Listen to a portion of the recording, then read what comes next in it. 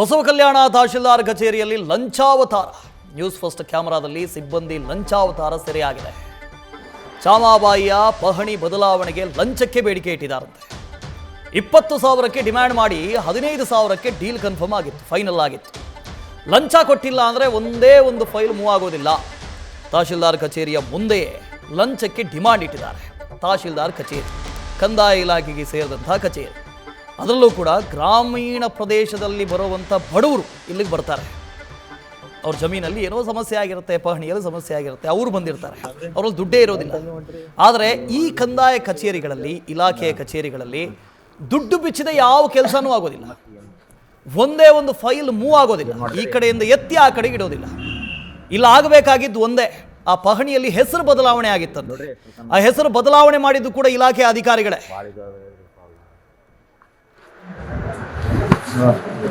ಇದು ಮೊದಲು ಬಡ್ಡಿ ತೆಗೆದು ಮುಷ್ಕಿರ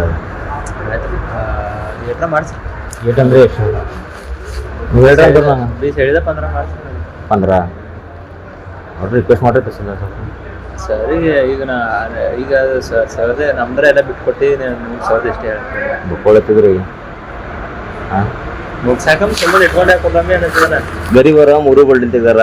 ಸವಾಗ ಇಷ್ಟು ದಿನ ಓಡಾಡಿ ಅದು ಬಡ್ಡಿ ತುಂಬಬೇಕು ಮನೆದವರು. ಇಲ್ಲಿ ಅಂದ್ರೆ ಮತ್ತೆ ಪ್ರಾಬ್ಲಮ್ ಆಯ್ತು.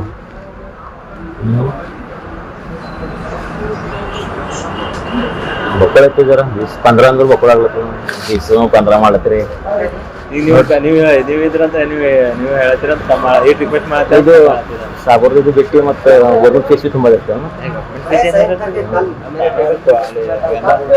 ಅಲ್ಲಿ ಇಲ್ಲಿಷ್ಟ ಕೆಲಸ ಇರಲ್ಲ ಇವ್ರ ಬಳಿ. ಈ ನಂಬಲ್ಲಿ ಇದ್ದಿದ್ದು ಆಗೋಯ್ತು ಅಂದ್ರೆ ಮತ್ತೆ ಅಲ್ಲಿ ಇಂಪ್ಲಿಮೆಂಟ್ ಮಾಡಿಸ್ಬೇಕಾಗ್ತದೆ. ಯಾರು ಬಳಿ ಅಲ್ಲಿ ಭೂಮಿದಾಗ ಅಲ್ಲಿ ಕೊಡ್ಬೇಕಾಗ್ತದೆ.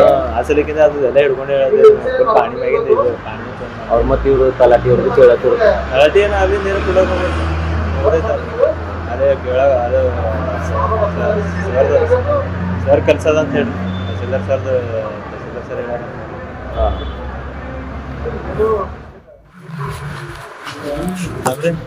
ಏನು ಕಮ್ಮಿ ಹೊಂಟ್ರಿ ಕೋಟಿ ಬೋಲತ್ತಿದ್ದೆವು. ಮತ್ತೆ ಏನು ಮಾಡಿದ್ರಿ?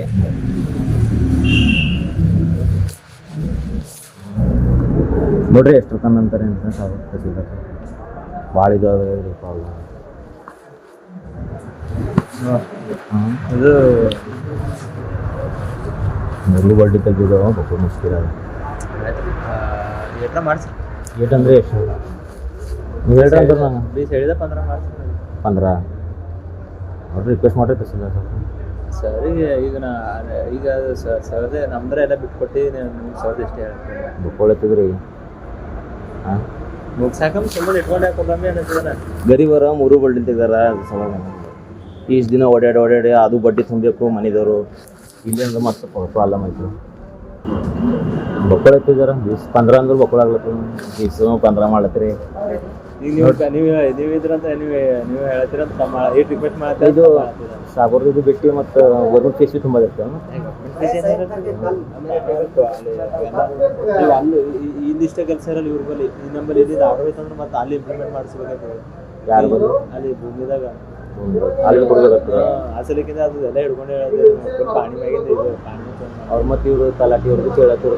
ತಲಾಟಿ ಏನು ಅಲ್ಲಿ ನೀರು ಕೊಡೋದು ಅದೇ ಕೇಳ ಅದು ಸರ್ ಕಲ್ಸದ ಅಂತ ಹೇಳಿ ತಹಸೀಲ್ದಾರ್ ಸರ್ ಹೇಳ. ಅವರೇ ತಪ್ಪು ಮಾಡಿದ್ದದ ತಲಾಟಿ ಅವ್ರೇ ತಪ್ಪು ಮಾಡಿದ್ದದ. ಅದೇ ಪ್ರಾಬ್ಲಮ್ ಆಗ್ಲತ್ತ. ಇದು ಕಂಪಿ ಮಾಡಂತೆ ರ್ಯಾಷನ್ ಅಲ್ಲಿ ಇವ್ರಿಗೆ ಮಾಡಿ ನಂದಿನಿದವ್ರಿಗೆ ಮಾಡಿ ನಂದಿನಿ ಅವ್ರಿಗೆ ನಾನು ನಿಮಗೆ ಕೊಟ್ಟು ನಂಬರ್ ಕಳಿಸ್ತೀನಿ. ಕಳಿಸ್ಕೊಟ್ರೆ ಮಾಡಿ ಸ್ವಿಚಪ್ ಆಗಿ ಚಾರ್ಜಿಂಗ್ ಇಲ್ಲ ಆರಾಮ್ಸೆ ಮಾಡ್ರಿ, ಹಂಗೇನಿಲ್ಲ. ಹೇಳ್ರಿ ಮತ್ತು ನೋಡ್ರಿ ಒಂದು ದಸರಾದಾಗ ಆಯ್ತದ ತಹಸೀಲ್ದಾರ್ ಸರ್ ದಸರಾ ನಾನು ಆರ್ಡ್ರ್ ಮಾಡ್ಕೊಡ್ತೀನಿ ನೋಡ್ರಿ. ನೀವು ಬೇಕಾದ್ರೆ ಭೂಮಿದಾಗ ಮಾಡಿಸ್ಬೋದು. ಭೂಮಿದಾಗ ಮತ್ತು ಅವರು ಎಷ್ಟು ಮತ್ತು ಅದೇ ಮತ್ತು ಭೂಮಿದಾಗ ಕೊಡಬೇಕು. ಇಲ್ಲ ಹಾಕಿದ್ರೆ ಆಯ್ತು.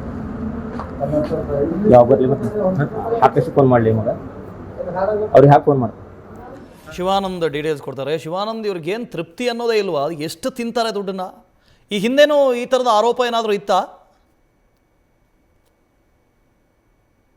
ಶಿವಾನಂದ್?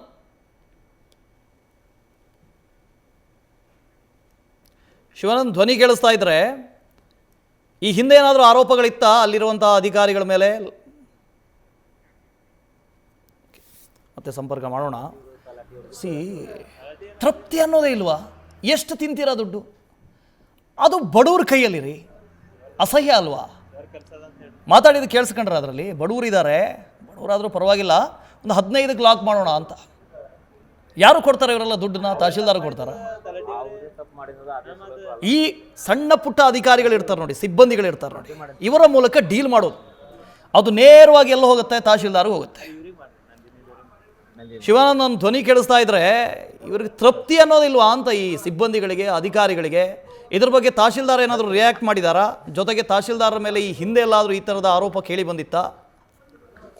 ಎಸ್ ವಸುದೇವ್, ಏನು ಬಸವ ಕಲ್ಯಾಣ ಅಂತ ತಹಶೀಲ್ದಾರ್ ಕಚೇರಿಯಲ್ಲಿ ಲಂಚಾವತಾರ ತಾಂಡವವಾಡ್ತಿದೆ ಅನ್ನುವಂಥ ಆರೋಪಗಳು ಸಾಕಷ್ಟು ಕೇಳಿ ಬಂದಿತ್ತು.